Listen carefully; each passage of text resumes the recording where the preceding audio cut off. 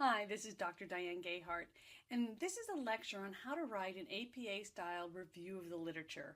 A lot of my students over the year have asked me how to do this, and I've tried to compile some of my best tips. I know I won't cover it all, but I wanted to just kind of lay out some of the basics of kind of understanding what is a literature review, how might it be different from other papers.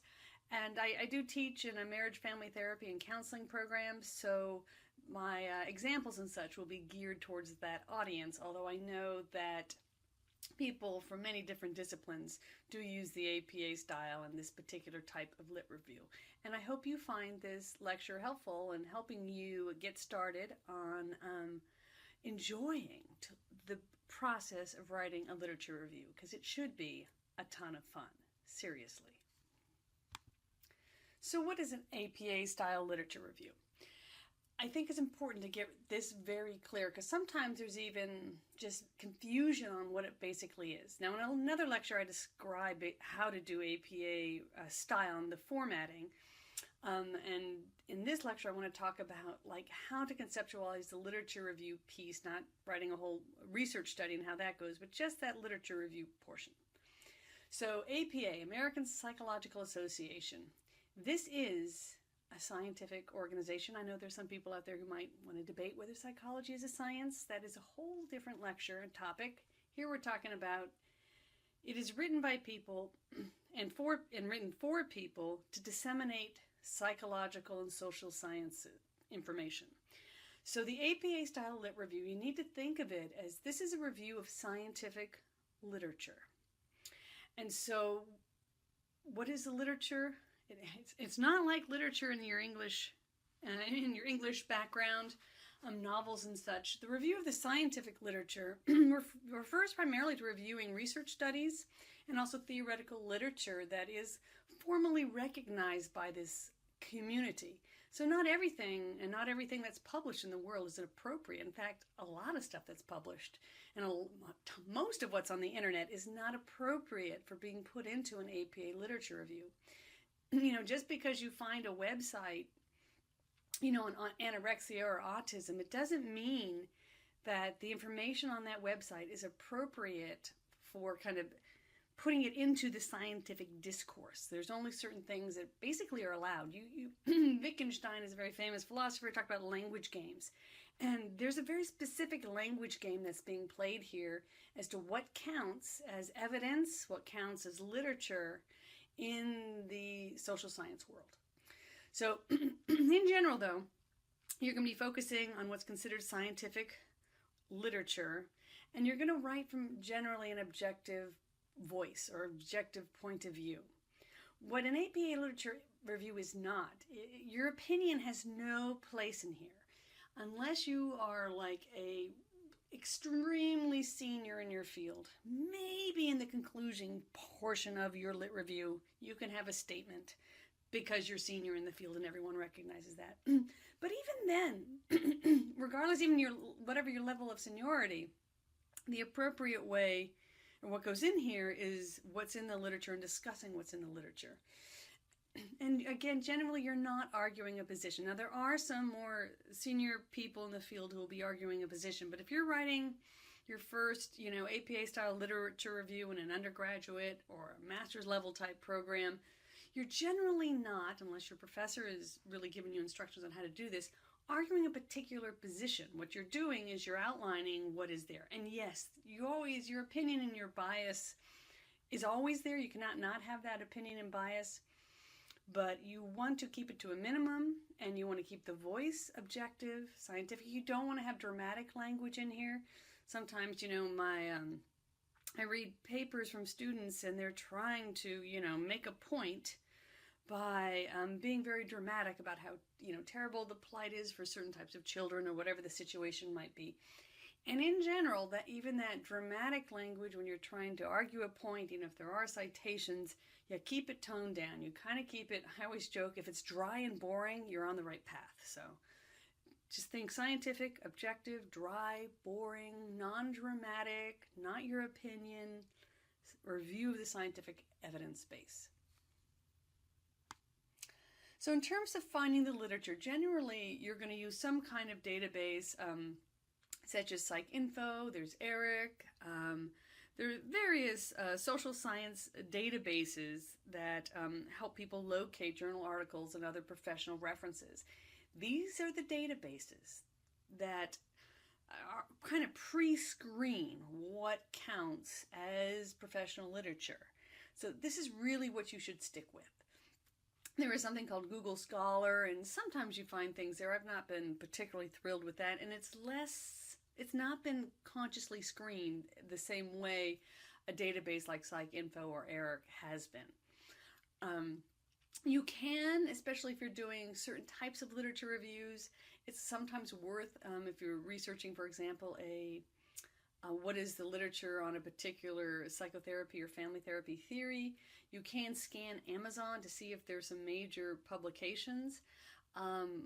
That's sometimes appropriate, but not always.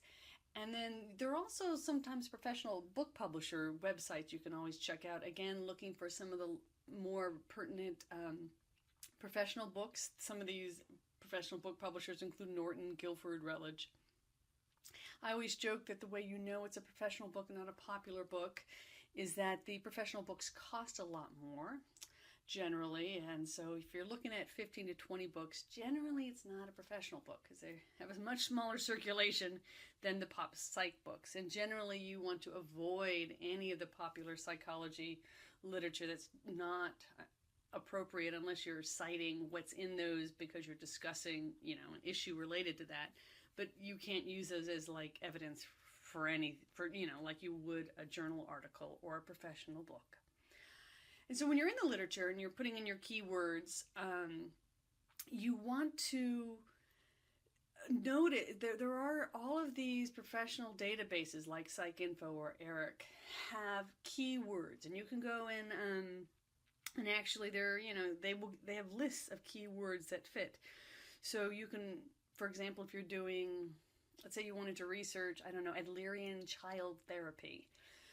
So you would put in Adlerian as a keyword, and it might pop up with some other options. You can click a box to allow it to do it. You can research in the keywords section. Do they use Adlerian therapy? Do they use individual psychology? What term are they using for that? And then you might check to see if the index is using child therapy or child counseling. Or are they both kind of in the database as key terms? But you'll be putting these key terms in, and then as you start getting hits for things this is the type of article or book chapter I was looking for, notice you will see in the entries for these that there's a list of the key terms. And so what you want to do is look at the key terms that are associated with that article, select the ones that you think, this is what I'm looking for, and keep putting those then into the search options to generate, hopefully, articles that are more on target.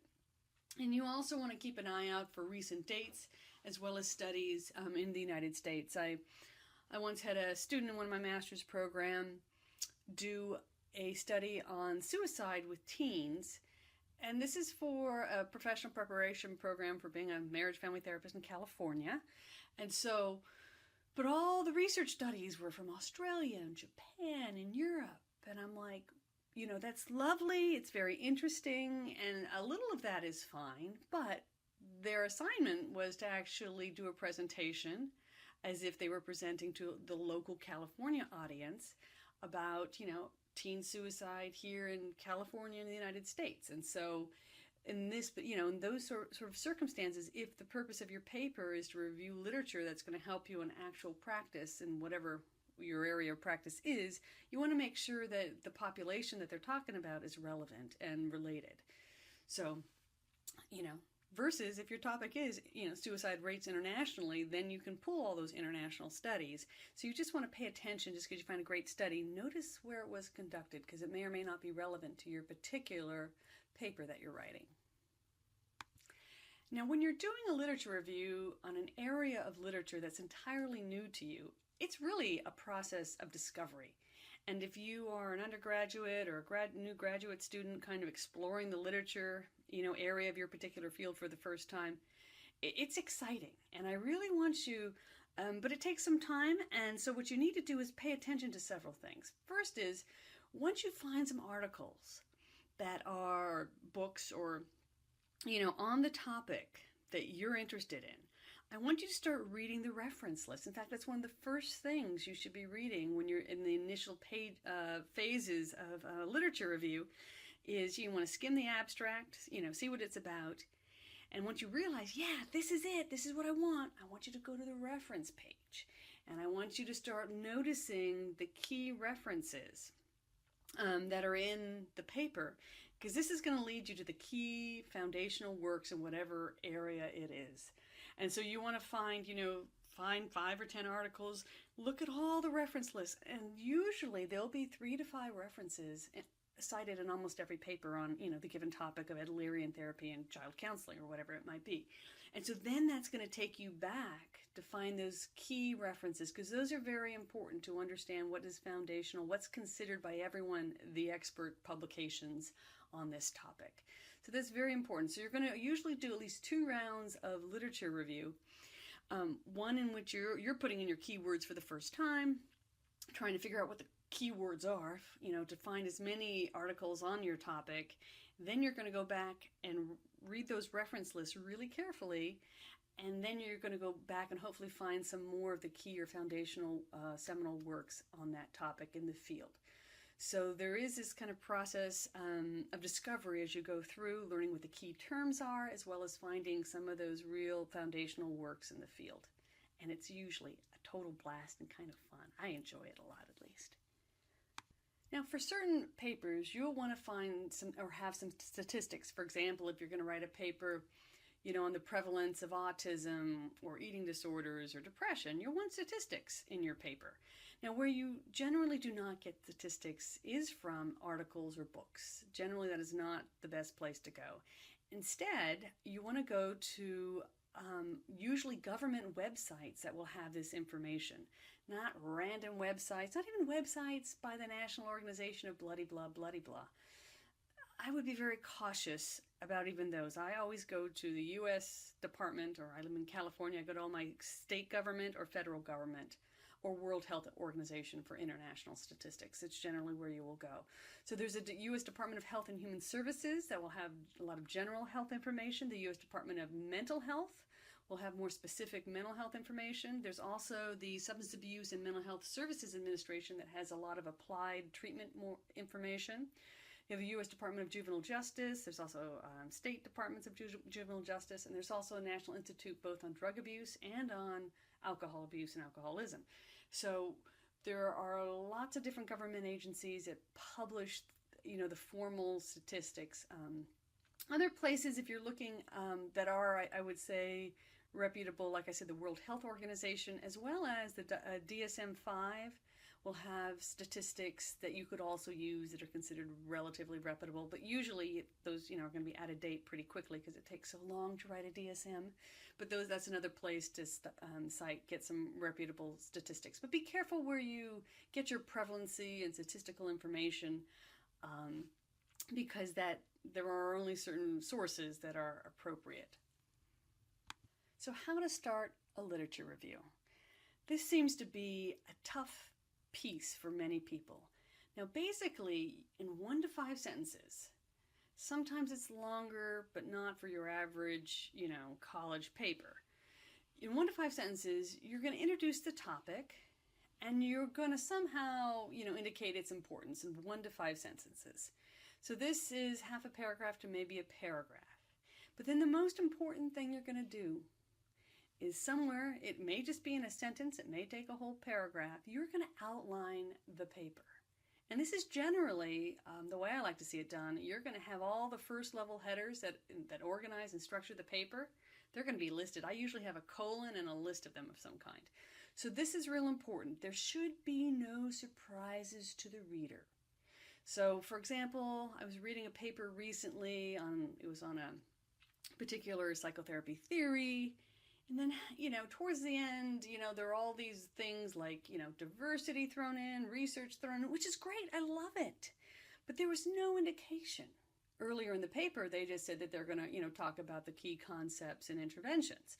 And so, you just can't assume that you can then keep going with other related topics. You want all of those introduced to the reader in the very beginning so they get the whole sense of structure for the paper up front in the first page or two. I think I had a professor once told me, if you don't have your, organizing paragraph and hypothesis and everything in the first page or two, you've gone way too long in your introduction and you've actually started into a literature review. So I recommend, a short, half to one paragraph introduction, and then a, one sentence to one paragraph outlining the paper depending on the topic. And then you can go into the rest of the paper, but let the reader know what you should lay it all out, and the reader should have a roadmap for what's going to be ahead. And we just don't like surprises in literature reviews or scientific literature. So, lay it out at the beginning. So this is a sample introductory paragraph based on a paper I had published with the Journal of Marital and Family Therapy on the recovery movement in mental health. And so this is my introductory paragraph. And so here I just want to show you, I'm kind of stating that recovery is important to the field of family therapy is what I say. And I cite the U.S. Department of Health and Human Services. I put the key term right up there in the first sentence. I cite the World Health Organization also is talking about this. I talk about a significant paradigm shift, and I define it as a consumer-led movement. So these are some of the main concepts, words, and basically I'm saying, hey everybody, this is pretty important. The government, the World Health Organization, everyone's talking about it. You need to know about it too. So that's and this is a fairly long introductory paragraph. It's a two-part article. They're two articles on the same topic. So it's a little bit longer than some of my other introductions, but it's within the ballpark here of the one paragraph introduction. Now, I have actually edited out a little part in the paper that talks about the gap in the literature, because I normally don't like when people do that. But this particular paper was begging for it because there was, a gap the size of the Grand Canyon in the literature. So, but generally it's an annoying phrase. I don't know, at least I find it an annoying phrase, even though I do admit I used it in this paper. So I cut it because I don't want to see it in a lot of my own student papers. I find it a little annoying. And generally, you would talk about that gap in the literature when you're doing a dissertation or doing more, something that's going to be published where there's a real significant gap that this particular piece is going to fill. But at least for me, and I'm guessing many other scholars, it's annoying. So, but in terms of the organizing paragraph, here you can see the part one. So I cut the part that said this is a two-part, two papers. This is the first one. Introduces family therapists to recovery-oriented approaches for working with the severely mentally ill, and including its historical origins, current definitions, key elements in relation to the evidence base. Those are all first-level headers in the paper. I'm outlining the paper for the reader. In addition, so this is also going to be there, a discussion with the philosophical correlates between recovery and family therapy, and a four-phase model of adoption, and a brief overview of implication for MFT practice. Those are my major sections, first level headers of the paper. And then I go on to say that there's a part two and give you a brief overview of what that is. But you can see here I've outlined all the key elements of what's going to be in there. The reader is not going to be confused. They have a roadmap, and this will help them, organize their thinking as they go through. We're not going for surprise endings. That's Hollywood. This is boring, dry, boring scientific literature. You're laying it all out for an intellectual reader. So what are common elements of a literature review? I work on master's theses with students and dissertations with students, doctoral dissertations, and it's lovely. And it's very interesting how actually chapters 1, 3, and 5 typically are totally scripted. Like we give students their headings and headers, for those 3 chapters. It's scripted. But when you hit, and even chapter 4 to a certain degree, has a fair amount of predetermined structure. But the literature review is always where people struggle, because what is a first and second level heading in the literature review? It totally depends on what the literature is. I can't tell you. In fact, I can't even give it to my students unless I'm reviewing the literature myself. And we're going to talk more about that in detail. But the common elements are you're going to identify and define the topic. I write in the area of mindfulness. I swear to God, I can go on for 20 different definitions of mindfulness in the literature, in the scientific literature. It's great. So just identifying the topic can take a surprising length of time. You can identify its importance, so describing either demographics or statistics can sometimes do that. Looking at the impact on individuals, families, society is another way to do that. You can identify relevant psychological, sociological theories or related theories, identify the relevant research and evidence base, diversity issues, as well as practical implications, for society, if you're working in a mental health profession. So some kind of implications. So these are the common elements that are reviewed in the literature, in a literature review, and depending on what you're researching is going to determine what this looks like. So many of my students have to write literature reviews on a particular therapy theory, for example. And so when you're doing, review of psychodynamic or family systems theory or postmodern therapy, generally you're going to review the works of the primary developer of a theory. And this is true if you're doing a more general psychological theory. And in most cases, especially for the psychotherapy and family therapy theories, these are going to be published in books and book chapters more so than journal articles. Journal articles are the premier way that we disseminate the outcomes of qualitative and quantitative research studies. And so there are definitely journal articles on theories, but it's usually the books where the primary author is going to publish on psychological theory, more so than a journal article. There are some, but oftentimes it's the easiest to understand a theory, at least psychotherapy theories and family therapy theories, that are published in books. So often I encourage students to review books, and that's when I might go to Amazon and the book publishers to see what books are out there, because not all of those are actually put into some of the data, like PsycInfo warehouses. Databases, not warehouses. And then you want to look at review applications with specific populations. So you can look at, working with children, working with trauma, those sorts of things. And then also looking at the evidence base and research base, and outcome studies and process studies related to a specific theory. And then also you should be reviewing applications with diverse populations in terms of ethnicity, gender, race, sexual orientation, age. So you can look at all those different things. So these are the various elements you would typically put into a literature review on a psychotherapy or psychological theory. So another common paper my students write is reviewing the literature related to a specific diagnosis, such as autism spectrum disorder or major depressive disorder or schizophrenia. So generally with this type of paper, you would actually start with prevalence, such as cultural differences, gender differences, age differences. Then move into the DSM definition, and if there are other competing definitions out there, you could discuss those also. Then looking at, research, treatment methods, as well as applications with specific cultural groups, gender groups, age groups, and those types of issues. So that's generally, an outline for literature review addressing diagnosis. Now in terms of, organizing just an average lit review, the basic thing is you're going to start with the general and the big picture. So that's also often the demographics, the prevalence. How big of a problem is this? Who is it affecting? What is it? And then you're going to move more and more specific. For example, you might want to look at conduct disorder and its impact on society and the cost, and then the diagnosis, and then you might look at your specific, particular therapeutic approaches that are evidence-based that address that. So you get more and more specific. You want to be very strict in your use of headers. One of the things I sometimes see with new grad students is they're using first and second level headers. And let's say if you have a header on gender issues, and autism, I really want to see any discussion about gender and autism in that section. So, 4 pages later, if you start talking about gender and some other element of gender, that's not good organization.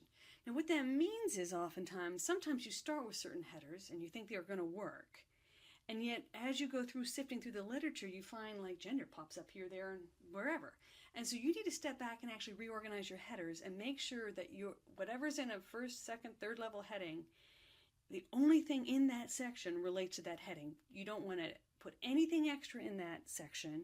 And you don't want that topic to pop up someplace else and to start discussing it again in a slightly different way elsewhere, unless you've clearly flagged that you're going to do that. So that's what second and third level headings are, is where there's some overlap, or you need to organize this so it's very clean and clear. And so often when you're doing literature reviews in an area that's new to you, you're going to have to reorganize your headers to reflect what is actually out there in the literature. And when you start, you don't know exactly where the areas of overlap are going to be, or the areas of distinction are going to be. And so as you are writing, it is your job, and that's kind of what the job of the literature review is, to start organizing the literature. Another error I can sometimes see my students do is they've got one article, they summarize everything in it, and then they move to the next article and they start summarizing everything in it. That is not a review of the literature. That is summarizing articles, because your job is to pull out what, information from article A, B, and C relate to gender. And then you're going to pull out the parts that relate to ethnicity, and then the part that relate to research. And that's your job. And that's where you need to work with the literature that you have to see what works and what fits where. So I want to go back and pull some of these pieces together and put it into one slide and talk about doing a lit review step by step. So first you're going to do it at PsycInfo or a similar search, and you're going to do 2 rounds to identify the key research, the key foundational pieces, as well as the keywords to help you find what you need. Then you're going to organize this paper with first and second level headers. And in the beginning, you're going to take a guess at what you think the structure is going to be. But you need to have that structure. You can't impose it and try to squeeze literature in. It needs to reflect what is out there in the literature. And you're going to generally start with the big picture and move to the specific. And so you just want to make sure that all the literature you have fits nice and clearly and neatly into these section headings, and don't have overlap and spillage. And that, and like I said, the way that happens is when you try to just summarize everything in, Article A and then move on to Article B and Article C. And that's not how you kind of want to do it. You want to have Section A and that header, anything in Article A, B, C, D, E, F, G related to, gender, ethnicity, it's going to go into that section, and then you need to organize it from there. And then you want to start by writing this intro paragraph, which includes critically this outline of the paper, which is generally includes somehow, describing what those major first level headings are going to be. Then you're going to write it out section by section. Make sure you always include that closing summary, and you want to be very cautious with conclusions. Very little is proven, especially in psychological and social sciences. Almost nothing is proven. You want to be very cautious, and this is where you don't want to get into having claims that are really not based, or jumping to conclusions based on what you got. And then when you want to go back and find more literature if necessary to make sure, and to reorganize those headers as necessary to have a well-rounded literature review. So in just wrapping this up, I just want to emphasize that writing a literature review should feel like a bit of an adventure, because you're discovering literature about a certain topic, a new area for you, what else has been published in an area you may be familiar with. You really want to be a savvy consumer of the literature, because not all studies or sources are created equal. So don't pull stats off of random websites, because you want to go to the correct places to get your information. Another tip is to really track the names. As you get deeper into an area of specialty, for example, I write in a lot of the area of mindfulness, I actually track the names more than anything else. What's John Kabat-Zinn writing about these days? And so you track those names, and that is how scholars actually track the literature, is more through the names than necessarily the topic, and that helps you actually understand what's going on better. But it should feel fun, and there should be a spirit of discovery about it. For my textbook series with Cengage that I have, I'm always reviewing literature related to each counseling theory and each family therapy theory related to the evidence base on each, how applications with diverse populations and applications with LGBTQ populations. And so every time I get to update, my another edition, I get excited because I get to go back into literature and see what's there, and it's exciting for me. It's fun, and I hope you all have the same spirit of discovery and fun and learning what's out there, tracking what's out there, learning about the different researchers and their lines of work, because I think you hopefully will find doing a literature review rather than one of those dreaded college assignments a real fun adventure where you get to learn and discover, what's known. And in this 21st century, it's no longer possible, or very rarely possible, to do an exhaustive literature review of the literature in any given area. There's so much out there. There's so much to learn and discover. And I just hope you have a blast while you're doing it. Hope you found this to be a useful introduction to writing the APA Literature Review.